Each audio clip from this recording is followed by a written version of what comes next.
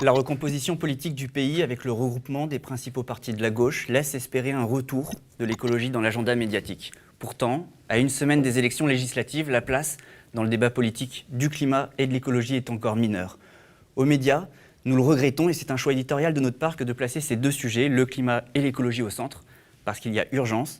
Et face à l'urgence, nous faisons le choix d'inviter des représentants politiques, des candidats, pour les confronter exclusivement à ces questions éminemment politiques, mais insuffisamment abordées. Et aujourd'hui, nous recevons Aymeric Caron. Aymeric Caron, bonjour. Bonjour. Alors, Aymeric Caron, vous êtes journaliste de profession, vous connaissez surtout pour votre passage en tant que chroniqueur durant 3 ans dans On n'est pas couché sur France 2, mais vous faites désormais de la politique. Vous avez fondé en 2018 le parti Révolution écologique pour le vivant, et lors des élections présidentielles, votre organisation politique a fait le choix de soutenir Jean-Luc Mélenchon de la France Insoumise et de rejoindre le Parlement de l'Union populaire. Aujourd'hui, vous êtes candidat à Paris, aux législatives, dans la 18e circonscription, ce qui correspond en gros à une partie du 9e arrondissement et du 18e arrondissement de la capitale, avec la NUPS, la nouvelle Union populaire écologique et sociale. Vous allez bien, Aymeric Caron ? Ça va, vous aussi ? Ouais, ça va. Alors au Pakistan, il y a actuellement un record de chaleur de 50 degrés qui est atteint entre 6 et 9 degrés au-dessus de la normale. L'archipel du Vanuatu, lui, a déclaré fin mai l'état d'urgence climatique. Et en France, la sécheresse sévit, alors qu'on apprend que le mois de mai a pulvérisé les records de chaleur avec 3 degrés au-dessus des normales de la saison. Voilà un petit topo de l'actualité climatique. Il y a de quoi s'inquiéter et les conséquences elles seront nombreuses pour les agriculteurs, notamment pour notre alimentation, notamment, mais pas seulement. Alors Aymeric Caron, qu'est-ce qui se passe aujourd'hui ? Est-ce qu'on est en train de vivre les conséquences de la faillite des politiques sur le climat ? Qu'est-ce que vous, politiques, pouvez aujourd'hui encore faire s'il n'est pas trop tard ? Il y a une partie du réchauffement climatique qu'on ne pourra pas empêcher, on le sait. Les projections du GIEC aujourd'hui nous disent que si on continue sur la trajectoire actuelle, on aura un réchauffement d'ici la fin du siècle et par rapport à l'ère pré-industrielle de 3,5 degrés, 4 degrés, ce qui sera absolument catastrophique. Avec des événements irréversibles. Oui, absolument. Avec des côtes françaises qui seront touchées, qui seront inondées. Là, je parle que de la France, parce que vous avez cité des événements qui se passent à quelques milliers de kilomètres d'ici. Il faut savoir que... Alors, c'est toujours la même chose, hein, quand c'est loin de chez nous, on s'en fout. Les conséquences seront également... Mais on s'en fout, sauf si on constate qu'il y a une conséquence directe sur nous, parce que par exemple ça touche un pays qui cultive certaines choses dont on a besoin. Mais en tout cas, il y a une forme d'égoïsme. C'est un des problèmes d'ailleurs de la crise écologique, c'est qu'on ne s'y intéresse pas vraiment parce que nous, Français, par exemple, on a le sentiment faux de ne pas subir directement les conséquences aujourd'hui du réchauffement. En tout cas, on ne voit pas encore concrètement dans notre quotidien, enfin on le voit, mais on ne le ressent pas encore exactement, tout ce que cela implique pour nous. Bien sûr que nous, les politiques, on peut changer les choses, parce que ces phénomènes sont liés à l'exploitation de la nature telle qu'on la pratique depuis plusieurs décennies, l'exploitation des ressources, à la manière dont on utilise les énergies carbonées. Donc ce sont des choix politiques, ce n'est pas du tout quelque chose qui est irréversible. Il y a, je le disais à l'instant, un phénomène de réchauffement qu'on ne pourra pas empêcher totalement parce que c'est déjà trop tard, mais il y a la possibilité aujourd'hui de limiter la catastrophe. Vous dites, il y a des événements comme au Pakistan qui se passent très loin, mais il y aura des impacts très concrets aussi chez nous. On parle de la question des exilés climatiques, par exemple, des migrants climatiques, mais on peut aller aussi sur des exemples aussi différents. Par exemple, sur la question de l'alimentation, on sait très bien que si demain, il y a un pays qui ne peut plus produire des denrées alimentaires, par exemple, avec l'agriculture, parce qu'il y a des famines, parce qu'il y a la sécheresse, etc., dans notre économie mondialisée, on sera impacté, nous aussi, en France. Oui. On va être impacté de toute façon parce qu'avec la courbe telle qu'elle est tracée aujourd'hui, nous aurons des étés à 50 degrés. Vous parlez du Pakistan, mais ce sera la France bientôt. C'est-à-dire dans quelques décennies, il y aura régulièrement en France des régions où il fera 50 degrés l'été, avec toutes les conséquences que vous imaginez, des morts notamment. Ces températures vont aussi favoriser des pandémies, des virus. Donc de toute façon, pour l'instant, c'est un peu chez nous, mais ce sera chez nous demain.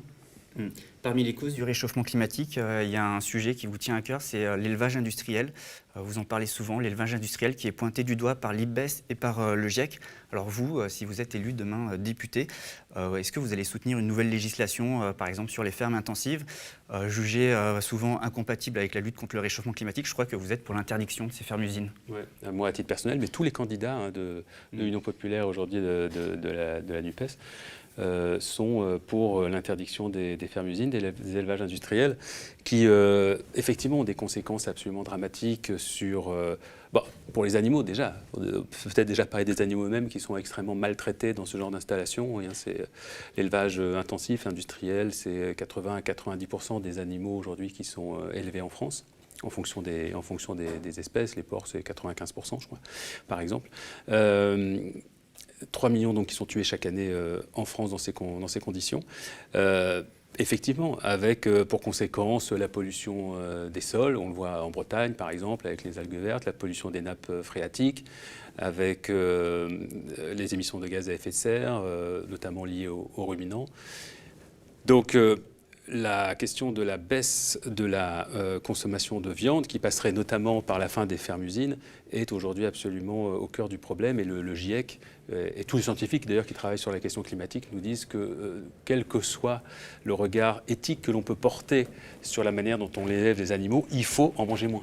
Donc effectivement, si on veut prendre le problème à bras-le-corps, ça passe par la fermeture des fermes-usines. D'ailleurs, vous dites en manger moins, mais vous, à titre personnel, à terme, vous prenez même la fin de l'élevage. Oui, je pense que ça, c'est une évolution naturelle de l'humanité. Mon parti, la Révolution écologique pour le vivant, prône en effet l'idée qu'un jour, on pourra cesser toute forme d'exploitation animale. Alors, on n'a pas d'échéance extrêmement précise. Est-ce que c'est dans 1 siècle, 2 siècles, 3 siècles? On n'en sait rien. Nous, on pose un cap. C'est pour ça qu'aujourd'hui, on est très à l'aise avec l'Union à laquelle on appartient, qui dit, et c'est dans notre programme aussi, que de toute façon on doit passer par une phase de transition de plusieurs décennies.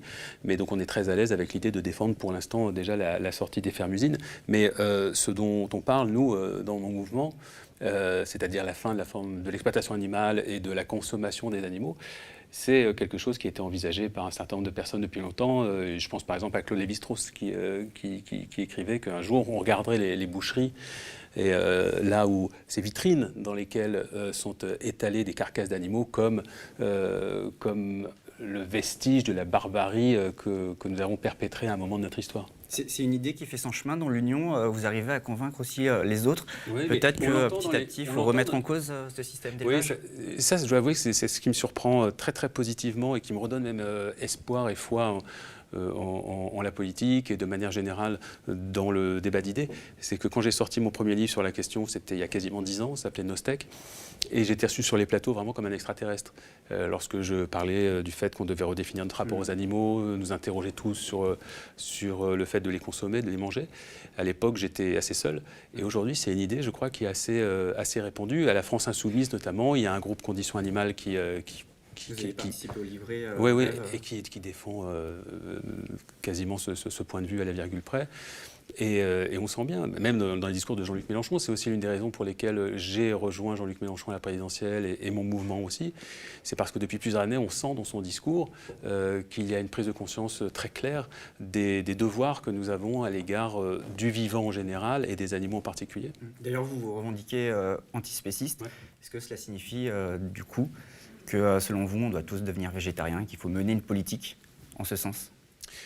Alors, la question de ce qu'on consomme est un choix personnel et il est hors de question pour moi d'imaginer imposer quoi que ce soit à quiconque.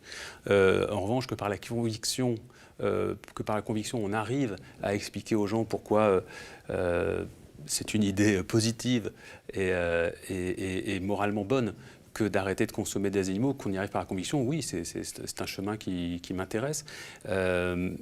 Nous, à la France Insoumise et à la Rêve, par exemple, on explique qu'il faut baisser la part des protéines animales dans notre assiette.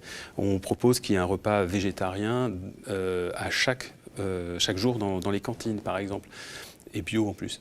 Donc vous voyez que là, on va par étapes, progressivement, par la proposition. On dit à quelqu'un, est-ce que vous souhaitez manger végétarien ou pas? On vous le propose, vous avez le plat avec la viande, vous avez le plat végétarien. Et ça, c'est vraiment le chemin qui me semble le plus intéressant. On voit bien que ces idées-là, elles infusent la société aujourd'hui. Il y a quelques années, moi, quand j'ai sorti ce livre dont je vous parlais, Je me souviens très bien que lorsque j'allais à un repas, je signalais que j'étais végétarien, souvent pour mes amis. Enfin, mes amis étaient au courant, mais quand j'allais dans un repas où les gens me connaissaient un peu moins, et j'étais souvent le seul végétarien à la table. Et vous allez remarquer qu'aujourd'hui, quand vous faites un repas, qui a 5-6 personnes, souvent c'est celui qui mange de la viande qui est tout seul et qui s'en excuse presque en disant « Désolé, moi je mange encore de la viande ». Donc on voit bien qu'il y a un changement des mentalités. Et c'est un truc très drôle aussi que j'ai constaté quand j'ai commencé On n'est pas couché, c'était donc il y a une dizaine d'années. J'étais vraiment le végétarien de service et Laurent Ruquier s'amusait parfois à demander alors voilà, il est végétarien Caron, est-ce que. Puis j'étais tout seul. Voilà. Puis un an plus tard, il y a une personne qui sur le plateau, il y a toujours 5-6 invités qui disaient oui, moi aussi. Et je me rappelle que l'une des dernières émissions, donc on est 3 ans plus tard, il dit Caron est végétarien, il y a d'autres végétariens sur le plateau et là sur les 6 invités, il y en a 5 qui lèvent la main. Donc déjà en 3 ans, il s'était passé quelque chose. Est-ce que ça ne va pas bloquer au bout d'un moment? Est-ce qu'il ne va pas y avoir un petit problème quelque part, dans le sens où il y a quand même des emplois dans le secteur agricole qui dépendent de l'élevage, qui seront perdus en fait si demain on doit mettre fin à cette économie. Comment on fait, surtout qu'aujourd'hui la profession d'agriculteur elle est quand même particulièrement sinistrée, ils sont nombreux à vivre dans la misère? Ben, vous avez tout dit. C'est-à-dire que vous venez de résumer le côté complètement irrationnel de la chose. Les éleveurs aujourd'hui sont dans une situation dramatique. Et en plus, ils sont obligés, pour subsister, d'avoir recours à des aides européennes. Et si on leur enlève l'emploi en plus? Non, mais cet emploi, ça ne les rend pas heureux. Vous voulez qu'on leur conserve un emploi qui, aujourd'hui, leur permet à peine de vivre pour la plupart d'entre eux. Bien souvent, certains d'entre eux gagnent 500, 600 euros par mois, dans des conditions absolument dramatiques, avec l'incapacité pour eux de prendre des vacances, avec une pression du système agro-industriel de plus en plus forte, où ils n'arrivent même pas à faire leur métier comme ils voudraient le faire. Vous savez que les paysans ont disparu en 50 ans, leur nombre a été divisé par 4 en France. Donc il y a un vrai souci aujourd'hui. Il faut réinventer complètement notre système agricole. Alors autant profiter de la réinvention nécessaire de ce système agricole pour fixer des orientations qui soient positives. L'idée n'est pas du tout d'appauvrir, enfin ils sont déjà extrêmement pauvres, la plupart des éleveurs, pas tous, mais une bonne partie d'entre eux. L'idée n'est pas du tout de plonger des éleveurs dans la misère, c'est au contraire de les sortir d'une situation absolument chaotique aujourd'hui en leur proposant, en tout cas, ça ce sera sur le très long terme, c'est pas du tout dans le programme aujourd'hui que je défends, mais sur le très long terme, on pourra imaginer proposer à des éleveurs une transition dans l'agriculture, toujours, ou dans d'autres métiers, pourquoi pas. Certains, quand on parle avec des éleveurs, certains ont envie même de faire autre chose, parce qu'ils sont un peu dégoûtés de ce métier. Vous dites que ce n'est pas dans le programme que vous défendez, mais vous, à la Rêve, vous avez commencé à réfléchir à un plan? Oui, on commence à y réfléchir, il faut l'affiner, il faut, je pense, travailler longuement dessus. Mais notre idée est de ne laisser personne sur le bord du chemin. Moi, je ne suis pas du tout en opposition avec les éleveurs. Une partie d'entre eux aiment vraiment très sincèrement leurs animaux. C'est simplement qu'aujourd'hui, on est dans une société qui change. Donc, puisque cette société change, il faut accompagner, discuter avec ceux qui sont dans un secteur qui est en mouvement. Ça signifie qu'il y aura des métiers qui vont disparaître? Mais alors, les métiers qui disparaissent, il y en a toujours eu. Hein. Donc, je ne sais pas, par exemple, des chauffeurs de carrioles avec des chevaux. Hein, à une époque, voilà, il y en avait plein, c'était partout, c'était un métier. Vous avez remarqué qu'il n'y en a plus. Ou alors des gens qui étaient là pour allumer les réverbères avec une bougie. Voilà, bon, voilà, on n'a pas dit on ne va pas mettre d'électricité parce que sinon on va les mettre au chômage. La question, c'est comment on crée de nouveaux métiers. Nous, par exemple, on veut installer 300 000 paysans. Les aider à s'installer. Donc, vous voyez, l'idée, surtout pas de faire... Il faut remettre des paysans. On n'en a pas assez aujourd'hui. Et reverdir donc notre alimentation. Reverdir, sortir du système industriel, aller vers une agriculture bio avec des surfaces beaucoup plus petites, se passer des pesticides. Enfin, l'agriculture, c'est le cœur d'une société. Nourrir sainement les gens, ça devrait être un devoir de l'État. Qu'il y ait de la spéculation sur les denrées, c'est une honte absolue. Pour moi, c'est un secteur, l'alimentation, sur lequel l'État a la même responsabilité que l'éducation ou la santé. C'est-à-dire que l'État a un devoir de bien nourrir ses citoyens. D'ailleurs, il y a une question de santé aussi, hein, de santé publique, la question de l'alimentation. Aujourd'hui, effectivement, on empoisonne les gens, notamment via la viande industrielle, mais aussi via des légumes, des fruits qui sont bourrés de pesticides, de glyphosate et autres. Alors comment parler de l'élevage sans parler notamment des zoonoses, ces virus transmis à l'homme par les animaux? Vous d'ailleurs, vous faites directement le lien avec un système d'élevage que vous définissez de concentrationnaire et l'émergence des nouveaux virus, comme on a eu l'exemple avec le Covid. Aujourd'hui, on l'a vu, hein, Jean-Luc Mélenchon aussi a fait le lien. Et de toute façon, aujourd'hui, il y a un consensus également au niveau scientifique, mais on a un peu l'impression que les politiques, eux, ont un peu esquivé la question. pas un peu, totalement. Il n'y a aucun politique en France ou ailleurs qui aujourd'hui ait tiré les conséquences des maladies diverses que nous avons éprouvées, mais aussi parfois qui déciment des élevages. Là, on a encore un épisode de grippe aviaire. Qui oblige à tuer des abattages complètement... des élevages en plein air. Complètement stupides. Et en effet, c'est parce qu'on concentre tous ces animaux, des milliers de têtes parfois, dans des conditions qui favorisent effectivement le passage des virus. Et ces virus parfois effectivement passent à l'homme. On l'a vu les leçons du Covid. Mais aucune, c'est ça qui est absolument terrible. Quand la Covid est arrivée, on nous a dit « Ah là là, oui, bien sûr, le monde d'après ne sera plus comme le monde d'avant, on va faire différemment. » Vous avez vu quelque chose de différent? Strictement rien. Parce qu'il y a encore une trop grosse pression des secteurs industriels et des syndicats, de certains syndicats agricoles notamment. Alors, il y a eu quand même une actualité avec le changement de gouvernement et on a vu la nomination notamment de Marc Fesneau. En fait, l'enjeu contre la lutte contre le réchauffement climatique, il est aussi écologique et on le voit sur la question de l'agriculture. Il est au centre de la fois de la question du climat, à la fois au carrefour des deux et de l'écologie. Comment vous interprétez, vous, la nomination de ce ministre au ministère de l'Agriculture? J'imagine que ce n'est pas forcément une bonne nouvelle pour vous, lui, député MoDem, qui avait voté contre l'interdiction du glyphosate et qui est également un fervent défenseur de la chasse qui pratique. Oui, mais c'est à l'image de ce nouveau gouvernement, c'est-à-dire qu'on a un président qui, une fois de plus, nous a fait une sérénade sur sa prise de conscience de l'impératif écologique, et puis on a une ministre de l'écologie aujourd'hui qui effectivement a voté aussi contre l'interdiction du glyphosate, qui a voté contre une distance de sécurité entre les habitations et les champs justement qui sont traités aux pesticides. Une ministre de l'écologie qui n'y connaît strictement rien, et puis on a effectivement, vous l'avez dit, un ministre de l'Agriculture qui n'est pas du tout connu pour des positions favorables à On a l'impression qu'il y a une agriculture sur ces questions d'agriculture, parce qu'on a vu, il y avait eu la question de la cellule Déméter, il y a une répression très forte vis-à-vis notamment des militants antispécistes, véganes. Oui, parce qu'en plus, le ministre de l'Agriculture, c'est lui qui nous traite, nous les militants des animaux, il nous traite de fous. Donc là, effectivement, vous avez rappelé que c'est un pro-chasse. Là encore, tous les ministres de l'Agriculture qui se succèdent, finalement, se ressemblent. Oui, ils se ressemblent. Et de toute façon, vous savez ce qu'on dit, hein, c'est qu'en fait, c'est la FNSEA qui est au ministère de l'Agriculture depuis des années, et ça ne change pas. Alors, vous voulez également sortir de la pêche industrielle. Là encore, on peut se poser la question... comment vous allez faire donc aujourd'hui, là encore sur les côtes, notamment en Bretagne par exemple, ou dans le bassin d'Arcachon, il y a énormément de pêcheurs et des emplois qui en dépendent. On est là aujourd'hui face à une volonté de vouloir transformer totalement aussi notre économie, l'économie de la mer, l'économie agricole, etc. Ouais. Mais il va falloir une refonte totale en fait du paysage. Vous avez compris. C'est pour ça que mon parti s'appelle Révolution écologique pour le vivant.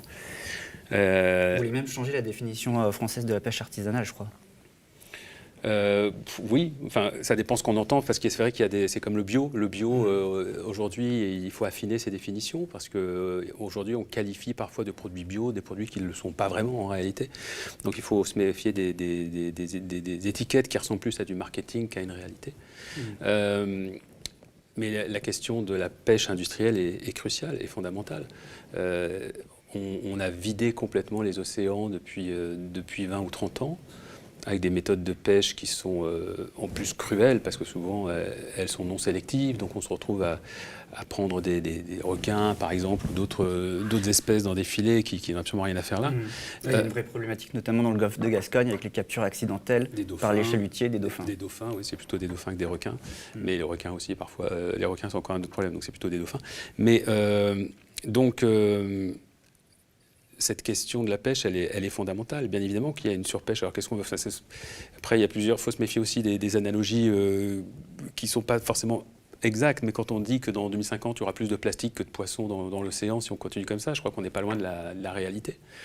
Donc, effectivement, il faut aujourd'hui empêcher un certain nombre de pratiques et de pêche qui participent directement à la catastrophe écologique. Oui. Est-ce que du coup vous soutenez la volonté d'Emmanuel Macron de passer à 30% d'espaces protégés sur terre et en mer, dont 10% en protection forte? Oui, alors cette histoire des zones protégées, là encore, ça dépend ce qu'on entend par zone protégée. Il faut créer bien davantage de zones protégées qu'il y en a actuellement et en faire des zones qui soient réellement protégées. C'est-à-dire que ce n'est pas toujours le cas. Parce que certaines ONG disent que ça ne sert à rien finalement, qu'il n'est pas prouvé aujourd'hui de l'efficacité de ces espaces. C'est ce que je vous disais. Voilà. Là encore, ce n'est pas parce qu'on met un label, une étiquette, que réellement ça permet de créer des situations aussi positives que le label semble l'indiquer. Donc une zone protégée, c'est une zone où les espèces, on est sûr en effet qu'elles ne seront pas menacées, qu'elles ne seront pas tuées, chassées, plus que de raison. Et aujourd'hui, là encore, il n'y a pas une exigence suffisamment forte. Parce que c'est l'enjeu principal aujourd'hui de la prochaine COP biodiversité, la COP 15, qui va se tenir en Chine. Alors les COP, vous savez, les COP biodiversité, il y en a. On ne sait pas trop à quoi elles servent. Parce que les COP, déjà, c'est les COP sur le climat. Il y a énormément de promesses qui sont faites et on se rend compte qu'ensuite les États ne les tiennent pas. Et les COP biodiversité, c'est un peu la même chose. D'ailleurs, on n'en parle même pas. Heureusement qu'il y a des émissions comme la vôtre. Mais COP biodiversité, je serais étonné qu'il y ait des sujets dans les JT dessus. Donc c'est bien de faire des COP. Moi, je veux bien. Mais il faut qu'il y ait une vraie volonté de chaque État. Sinon, il n'y a absolument rien qui peut avancer. Et le fait est que c'est les gouvernements qui sont aujourd'hui au pouvoir dans la plupart des États, pas dans tous, mais dans la plupart, sont des gens qui n'en ont absolument rien à faire de la protection de la biodiversité. Alors, il y a une vraie problématique quand même avec l'effondrement de la biodiversité. Il y a la 6e extinction de masse des espèces. Selon l'IPBES, plus d'1 million d'espèces sont menacées d'extinction. On a un peu l'impression qu'en politique, on parle du climat, mais la biodiversité, c'est un peu l'angle mort. Pourtant, on a là une crise tout aussi grave, mais silence radio. Surtout qu'elles sont liées, parce que la disparition des espèces, c'est par exemple lorsque vous faites disparaître des forêts. Je ne sais pas si on prend les orang-outans, par exemple, leur disparition est liée au fait de la disparition de leur habitat, participant du réchauffement climatique. Donc toutes ces questions interagissent entre elles en réalité. Mais c'est vrai que la disparition de la biodiversité, c'est quelque chose qui n'intéresse pas grand monde dans les gouvernements. Pour vous citer un petit peu l'état catastrophique de la situation dans laquelle nous sommes, si on prend la biomasse des mammifères aujourd'hui dans le monde, on a... Donc il y a 5000 mammifères à peu près qui sont répertoriés. 4% de la biomasse, ce sont les animaux sauvages. 36%, ce sont les humains. Et 60%, ce sont les animaux d'élevage. Donc ça vous dit un petit peu l'ampleur de la folie dans laquelle nous sommes tombés. Parce que donc nous, on représente 36%. Je parle des mammifères, là, qui a 5000 espèces. Et donc 60% sont des cochons, des poulets... bref, ce genre d'animaux qui sont là, parqués, embarqués, juste pour qu'on puisse bouffer. Et 4% seulement d'animaux sauvages. Enfin, vous avez aussi tous les chiffres, des vertébrés, 60% des individus, des vertébrés qui ont disparu en un demi-siècle, 30% des oiseaux en France sur ces 30 dernières années. Enfin, les chiffres sont dramatiques. Et on peut faire même des choses dont on parle beaucoup moins parce que ça fait presque sourire, les vers de terre. Les vers de terre sont en train de disparaître. Et qui nous parle de ça? Personne. Alors les abeilles, on commence à en parler un petit peu, alors que les abeilles nous rendent des services écosystémiques absolument fondamentaux. Mais il y a encore quelques années, on en rigolait, la disparition des abeilles. Alors qu'on a... les abeilles, on parle essentiellement des abeilles domestiques, pas tellement des abeilles sauvages, qui sont en réalité structurantes. Voilà, qui sont notamment décimées à cause des pesticides. Mais les vers de terre, on en a absolument besoin pour régénérer les sols. Les vers de terre, là encore, c'est dû aussi à une méconnaissance qu'on a des sujets. Jusqu'à il n'y a pas très longtemps, on écrivait que les vers de terre, c'était des nuisibles. Donc là, les vers de terre, ça y est, on a compris toute leur utilité, leur aspect fondamental. Mais là encore, c'est des questions qui sont absolument négligées par les politiques. Et pourtant, vous me parlez des politiques, mais on peut aussi parler des médias. On n'arrive pas du tout à imposer le sujet dans la presse, dans le débat politique du coup également. Comment ça se fait? Vous qui étiez journaliste, donc vous étiez au cœur de la machine médiatique, comment vous l'expliquez? Alors, est-ce que le monde médiatique ne comprend rien à l'écologie? Il y a un monde médiatique, il y a une partie du monde médiatique qui comprend bien. Par exemple, un site comme Reporter comprend parfaitement. Et il y a quelques journaux aussi qui ont des bons services écologie. Mais c'est vrai que l'écologie n'occupe pas aujourd'hui dans les médias la place qu'elle devrait très logiquement occuper compte tenu de l'importance de ce sujet pour nous. Les télés sont responsables en grande partie. Alors pourquoi ? J'assistais à une conférence justement dans la 18e circonscription de Paris où je me présente, avec notamment Hervé Kempf de Reporter, qui se posait cette question justement. C'était il y a quelques jours, à la recyclerie. Et c'était le sujet abordé. Mais pourquoi est-ce que les médias s'intéressent vraiment à un sujet ?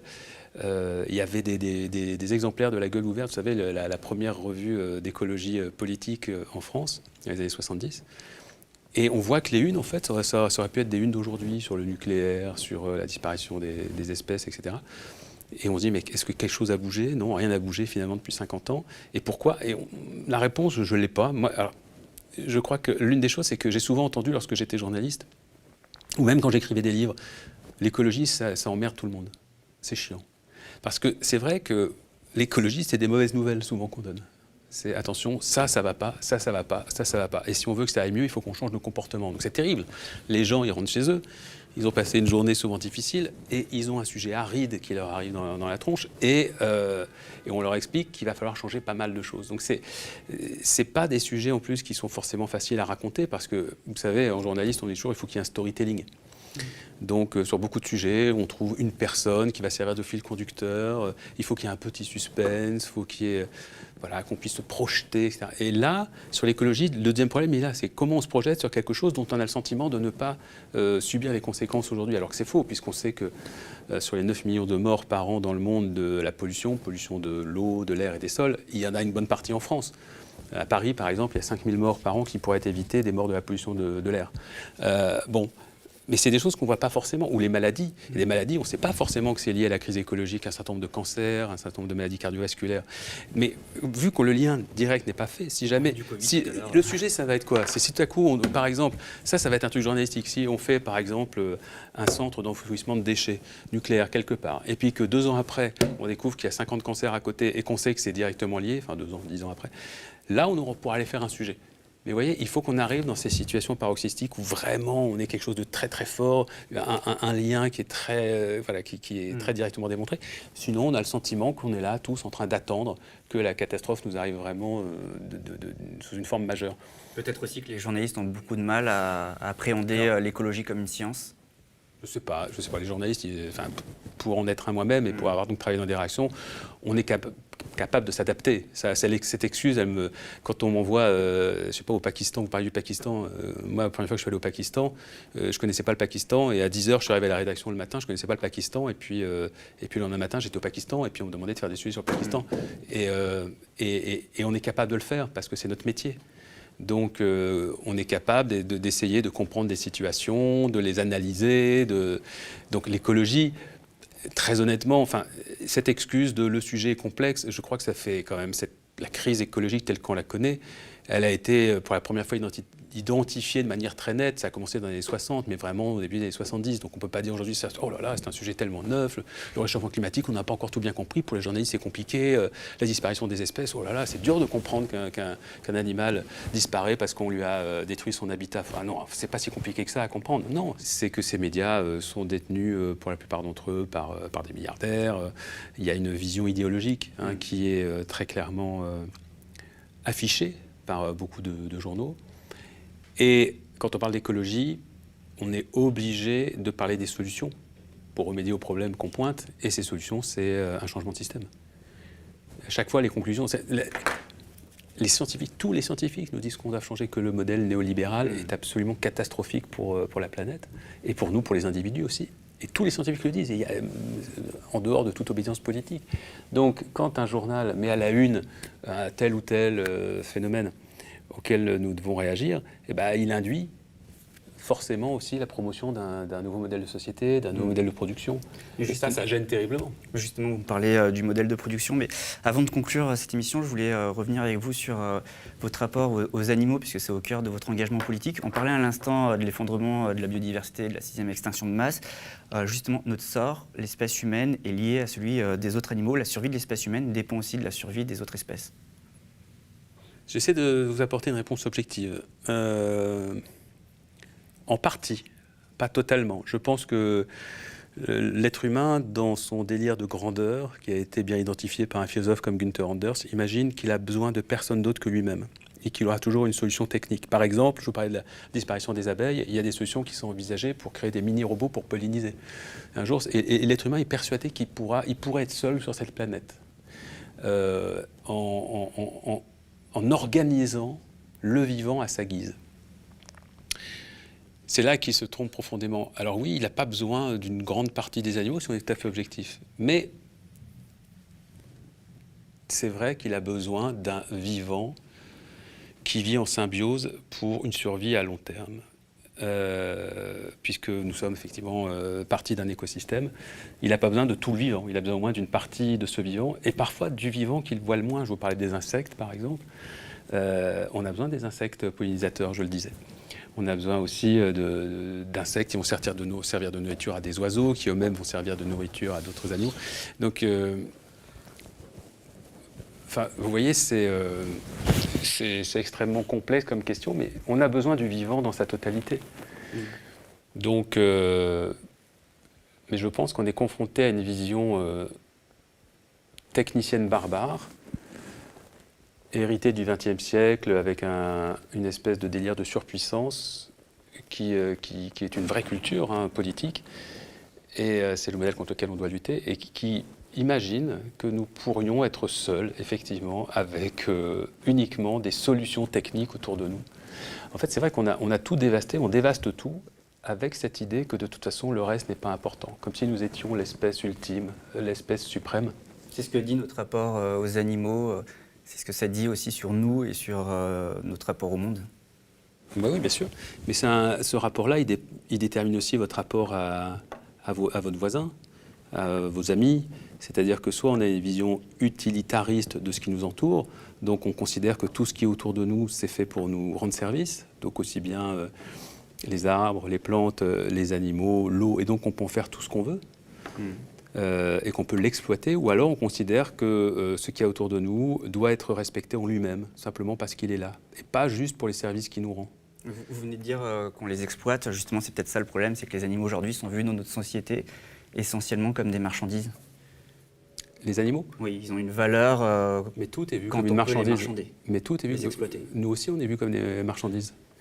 Tout est marchandisé. Nous, en tant qu'humains, on est des marchandises pour les patrons qui nous emploient.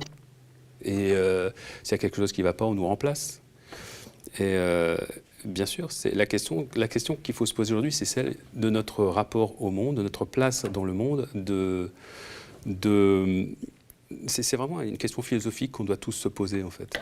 Je pense que si on défend les animaux, on défend également le fait de ne pas déraciner ou de tronçonner inutilement des arbres, de ne pas polluer inutilement un fleuve, mais aussi de se comporter bien avec les gens autour de soi.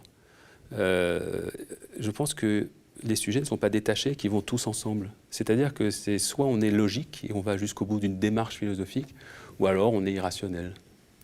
Vous me parliez juste avant de notre rapport, des rapports de production. C'est-à-dire qu'en fait, finalement, votre approche de la question animale, elle dit qu'on ne peut pas faire fi des rapports de production et du système économique, de ce que rapporte d'un point de vue économique l'exploitation animale, de la valeur qu'on en tire.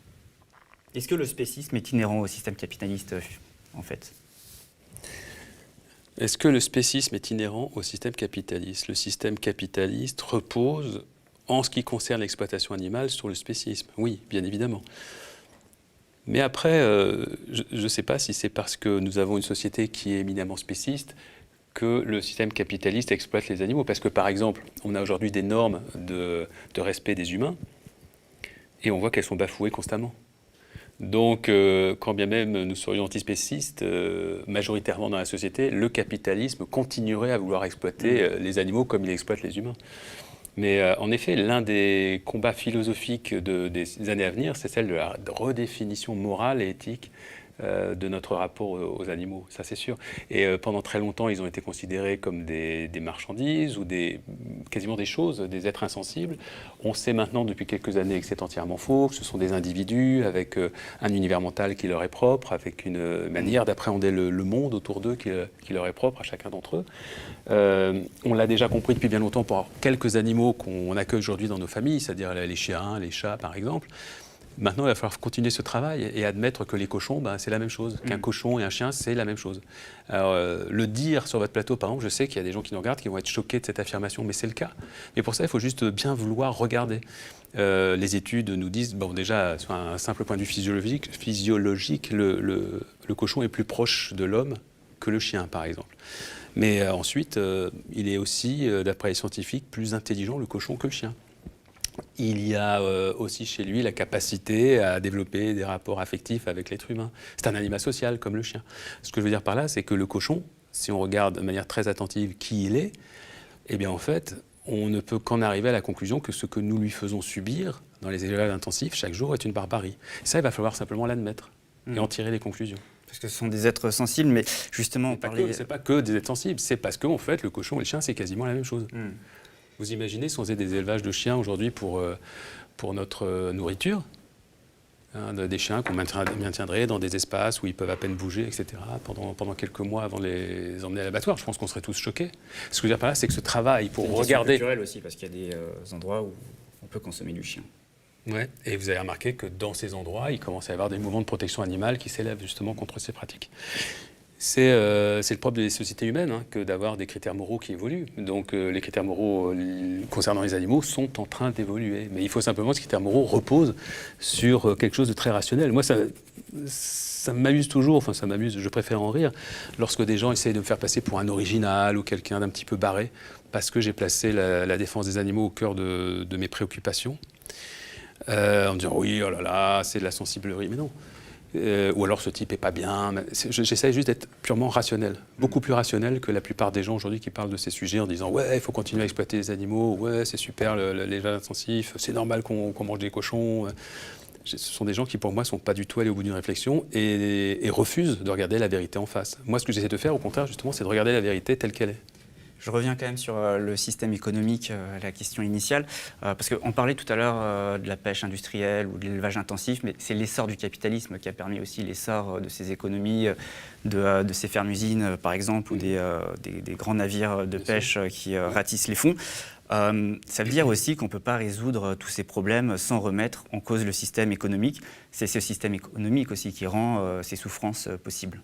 Oui, bien sûr. C'est le développement de l'industrie lié au développement d'une nouvelle forme de capitalisme. Le problème est structurel. Oui. À partir du moment où on a considéré qu'on pouvait tout exploiter, tout, à commencer par des êtres que l'on considérait comme effectivement insensibles, etc., ben dans ce cas-là, tout est permis.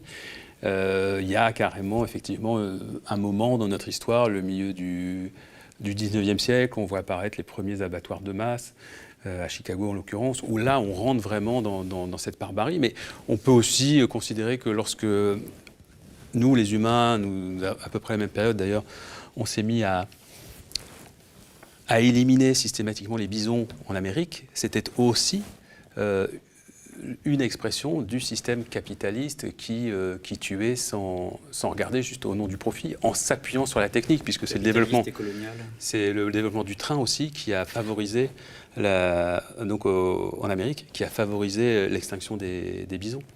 Donc oui, le développement technique a engendré le désir illimité d'engranger toujours plus de richesses, toujours plus de profits.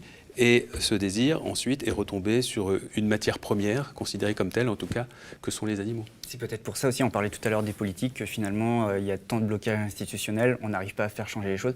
Vous parliez de la FNSEA tout à l'heure en parlant du ministère de l'Agriculture. C'est bien que tout ça repose sur des intérêts matériels, il y a quelque chose de très matériel derrière. On est sur des blocages structurels dans notre société, quoi. Oui, il y a beaucoup trop d'intérêts en jeu, c'est-à-dire que l'agro-industrie, elle est richissime. Il y a des groupes industriels qui eux, n'ont absolument aucun point financier et qui s'appuient sur des gens qui étaient des paysans, et il n'y a pas encore très longtemps, qui sont devenus de simples ouvriers, maltraités comme peuvent l'être des ouvriers dans une usine, et à qui on demande de maltraiter soit la terre, soit les animaux. On va conclure sur cette question.